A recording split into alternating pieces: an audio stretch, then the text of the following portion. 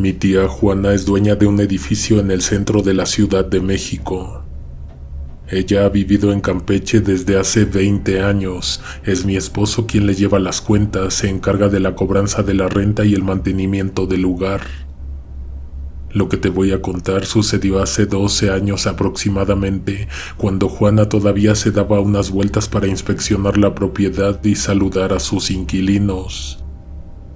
Recuerdo que ocurrió a finales de año porque cuando nos fueron a tocar la puerta, hacía demasiado frío. Nosotros tenemos nuestra casa a media calle de aquella vecindad. Los habitantes de la misma están acostumbrados a buscarnos o a marcarnos por teléfono en caso de que se presente alguna situación. A final de cuentas, mi esposo es el administrador. No está escrito en ningún lado, pero se sobreentiende que existe un horario para pedirnos las cosas. Sin embargo, a pesar de que pasaba de la medianoche, en ese momento se había presentado una situación que ameritaba que nos fueran a despertar. Cuando Claudia, la inquilina del 21, regresó de trabajar, encontró abierta la puerta de su vecina, una señora mayor que siempre se iba temprano a la cama. La muchacha se asomó al interior y encontró a la señora Justina tirada cerca de la entrada. Otros vecinos llamaron a los servicios de emergencia. Desgraciadamente la señora había fallecido unas horas antes. Días después, cuando fue necesario desocupar el departamento, no encontramos a ningún familiar de la persona para que se hiciera cargo de sus pertenencias. Optamos por guardar algunas cosas en cajas para donarlas, otras desafortunadamente terminarían en la basura. Cuando sacamos la base de la cama y el colchón, esperábamos entregársela a la camioneta recolectora de muebles viejos. Entonces una vecina de la planta baja nos interceptó en la salida y nos dijo que mejor se la diéramos a ella. Creo recordar que nos ofreció 500 pesos por ambos, pero no pudimos aceptárselos, pues finalmente esas pertenencias se habían quedado sin dueño. Mi esposo le ayudó a meter el mueble y el colchón a su departamento. A pesar de que estos no se encontraban en el mejor de los estados, Verónica se quedó bastante agradecida, pues había estado durmiendo en el suelo. Estoy segura de que no pasaron más de 3 días cuando en una vuelta que le fuimos a dar al edificio encontramos esa misma cama con su respectivo colchón afuera de la vecindad, aventados en la banqueta en espera de ser recolectados por el camión de la basura. Nos abstuvimos de irle a preguntar a Verónica por qué se había deshecho tan rápido de los muebles, pues nos imaginamos que tal vez la madera estaría colmada de polillas y el colchón lleno de chinches. Gran sorpresa la que nos llevamos cuando Verónica nos fue a tocar la puerta de la casa. Se disculpó antes que nada porque sabía que nosotros habíamos visto tiradas en la calle las cosas que le habíamos obsequiado. La invitamos a pasar para que nos contara qué había sucedido. Para empezar, nada tenía que ver con insectos. La muchacha vivía sola. Meses antes compartía el departamento con un hombre, el padre de sus hijos. Se separaron y los niños se fueron con él. Es importante que te cuente esto porque lo que le sucedió a Verónica cuando se fue a acostar en esa cama no podía tener explicación lógica si ella se encontraba completamente a solas. Dijo que de madrugada la despertó un horrible sabor en la boca, como si una amarga pastilla le hubiera pasado por la garganta. Se quiso levantar para tomar agua, pero se encontró a sí misma amarrada de las extremidades a los postes de la cama. Verónica empezó a desesperarse, pues todavía se encontraba semidormida y no entendía lo que estaba pasando. No le costó mucho trabajo liberarse de las ataduras, pues dijo que éstas no estaban lo suficientemente apretadas.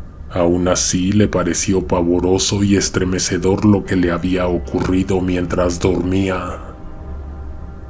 La noche siguiente volvió a pasar. Al despertar quiso dar un grito, pero sintió como si alguien le estuviera tapando la boca. Abrió los ojos desesperada, algo le impedía respirar con normalidad. Además de las ataduras en la boca, tenía metido un sucio pedazo de tela hecho bola.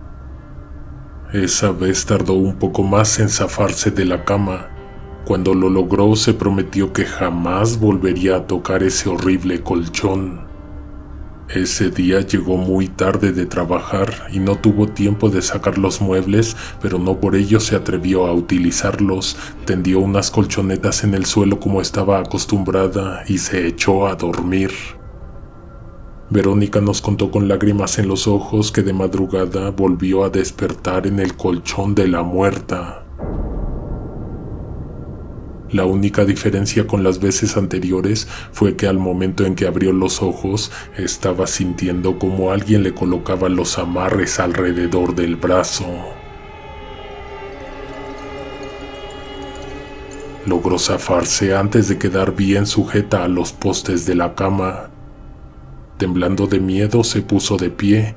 La persistente confusión del sueño y el susto no le permitieron entender lo que veía. En donde la luz del exterior se proyectaba dentro del cuarto, había una mujer de edad avanzada, quien tras hacer contacto visual con la inquilina retrocedió de espaldas, lentamente como deslizándose hacia la oscuridad, donde desapareció definitivamente. Verónica no tuvo de otra más que deshacerse de los muebles a primera hora por la mañana. Antes de irse, la chica nos dio una renta que tenía atrasada. Lo que nos contó a mí me provocó escalofríos y me dejó pensando, pero mi esposo no le creyó nada. Como él es muy escéptico de esas cosas, lo único que le asombró fue lo elaborado de la excusa que la vecina puso para tirar los muebles. Para su suerte, una coincidencia comprobó casi de inmediato que la muchacha tenía razón. Mi tía Juana, la dueña de la vecindad, vio a Verónica salir de nuestra casa mientras ella venía llegando. En algún momento nos preguntó por ella y le terminamos contando lo de la cama y el colchón. Juana conocía bastante bien a la dueña de los muebles, a la señora que había muerto sola en su departamento, pues ambas crecieron juntas en la vecindad. Mi tía dijo que cuando era niña su madre compró la propiedad y empezó a construir. En ese entonces los terrenos casi los estaban regalando. La otra niña, Justina, llegó a vivir ahí con sus padres. Venían de Chiapas cargando con muchos problemas, tanto económicos como de salud. Se mudaron a la capital para atender a la niña en un hospital. Algunos decían que estaba enferma, otros aseguraban que se le metía el diablo. Después de mucho peregrinar de los padres, los médicos jamás lograron diagnosticarla correctamente. Los gritos, las altas fiebres, las alucinaciones, los azotes nunca tuvieron explicación. Para evitar que Justina se hiciera daño, sus padres le amarraban las extremidades a la cama. Pasaron los años y esa persona jamás se curó del extraño padecimiento. Cuando creció, ella sola se seguía amarrando a la cama. Para muestra, el mueble que en la calle esperaba ser recolectado por el camión de la basura tenía los postes tallados, marcas de que alguien amarraba cordones, listones, pedazos de tela, trapos o sogas.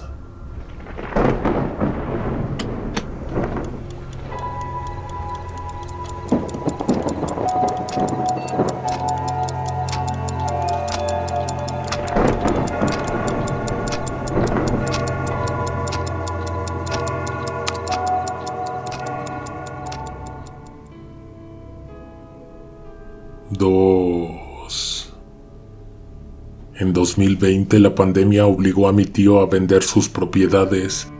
Él era dueño de un conjunto de cabañas de lujo en Valle de Bravo, entonces él y su familia vivían de rentarlas para eventos, para vacaciones y fines de semana.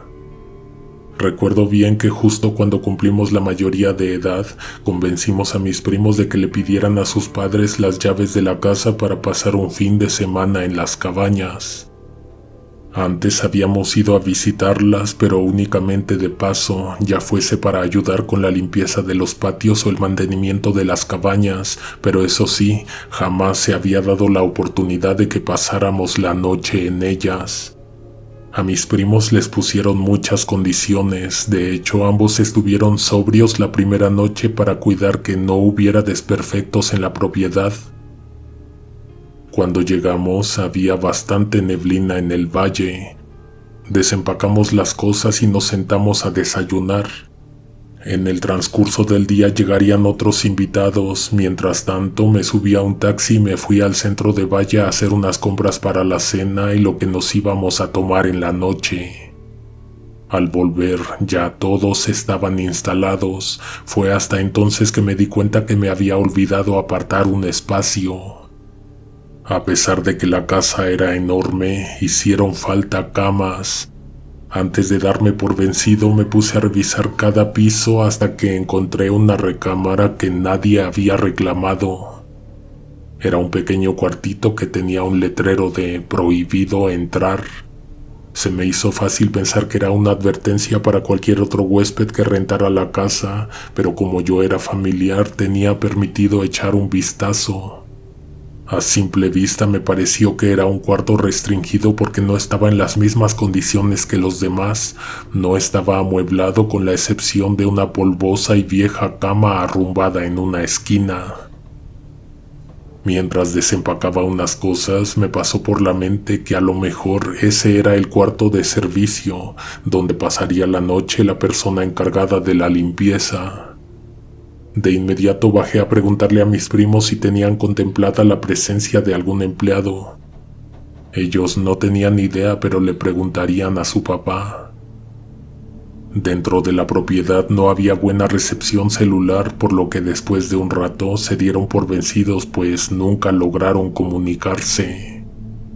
Según ellos mismos me dijeron, no tenían entendido que nadie fuese a llegar. Generalmente la persona que hacía el aseo iba lunes y martes. Sin revisar de qué cuarto les estaba hablando, me dijeron que seguramente no había problema en que me quedara a dormir ahí.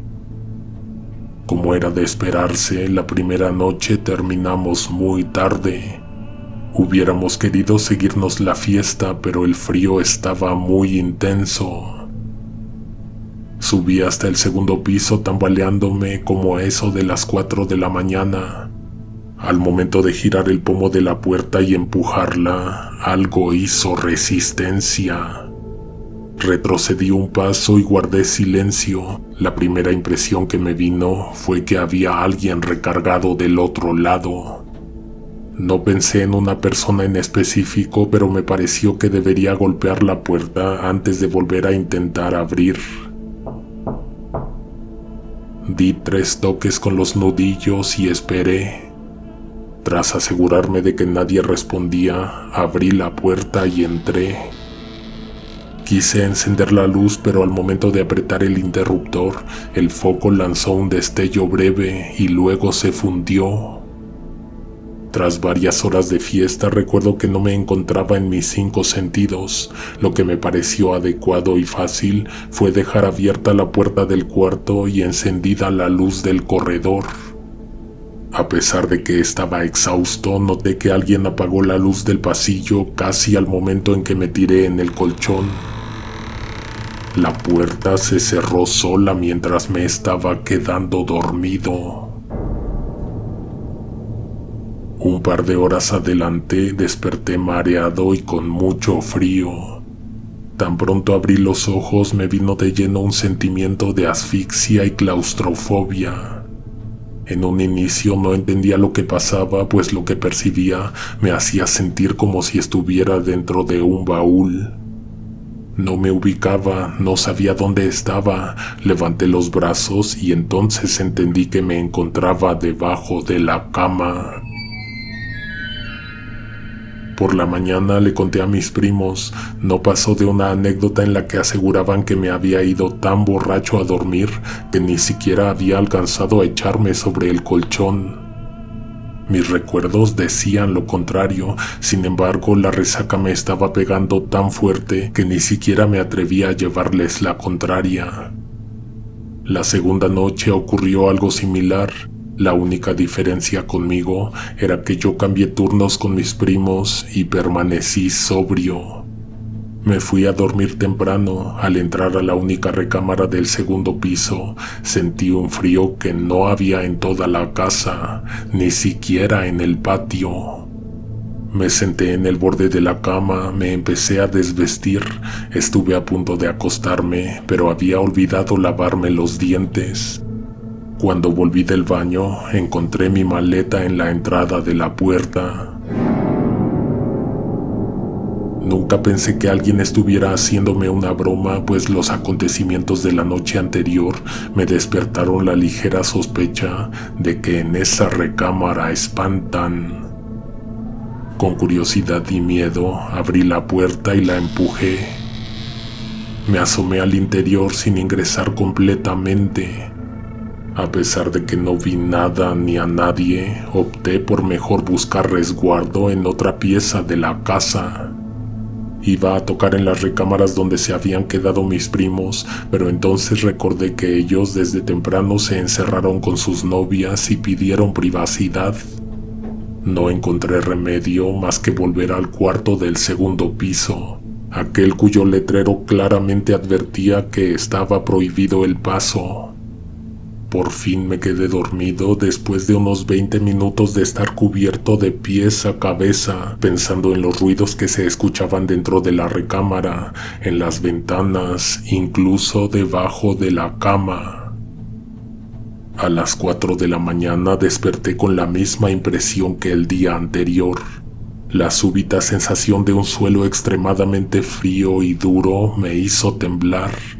Sabía que nuevamente había ido a dar debajo de la cama. La única diferencia era que ahora, cuando me iba a incorporar, vi que el colchón y la base metálica encima de mí se hinchaban como si hubiese alguien arriba, alguien acostado en esa cama. Salí descalzo, despavorido. Estuve tiritando de frío en la sala frente a la televisión hasta que amaneció. Cuando mis primos bajaron a desayunar, les dije que estaba seguro de que en esa recámara había un fantasma o algo siniestro. Ellos se rieron solamente, pero no quisieron ir a ver. Jamás voy a olvidar la sensación que me provocó enterarme de lo siguiente. Al entregarle las llaves de la cabaña a mi tío, le pregunté por esa recámara, la del segundo piso. Mi tío me dijo que no tenía idea de qué había dentro, ya que desde que compró la casa nunca había podido abrir esa puerta.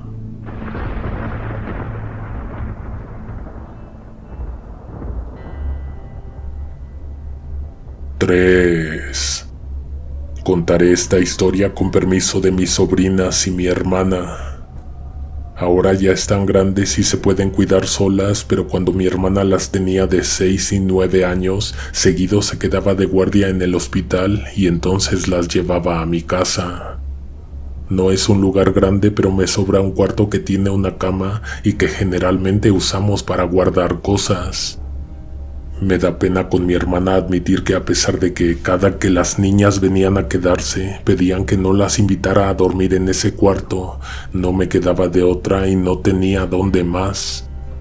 A final de cuentas, ellas pedían que les dejara la puerta abierta y la luz de afuera encendida, que les revisara debajo de la cama y que me fijara que no hubiera nadie detrás de las cortinas. A veces no era tan fácil, no bastaba con hacer todo el ritual de revisión en el cuarto. No se quedaban tranquilas y no permanecía con ellas hasta que se durmieran o que les dejara encendida la radio toda la madrugada. Pobres niñas, les hubiera hecho caso desde la primera vez.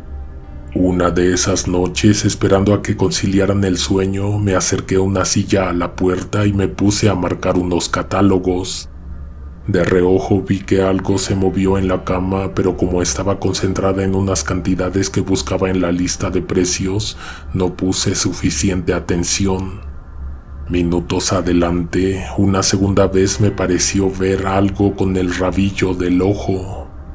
Reposé los catálogos en mis piernas y miré a las niñas. Ambas se encontraban completamente dormidas. Me quedé contemplándolas casi con la mirada perdida cuando un movimiento en su cama me trajo de vuelta. No fueron ellas, sino la manta que las cobijaba lo que se movió. Las niñas estaban en un sueño tan profundo que ni siquiera lo notaron. Sin moverme me quedé observando, esperando a que volviera a suceder. Entonces, un nuevo tirón. La delgada colcha se recorrió una vez más, destapando a la más chica. Lo que vi fue como si algo estuviera jalando la manta desde el hueco que se hace entre el colchón y la pared. En ese cuarto la cama se encontraba repegada al muro.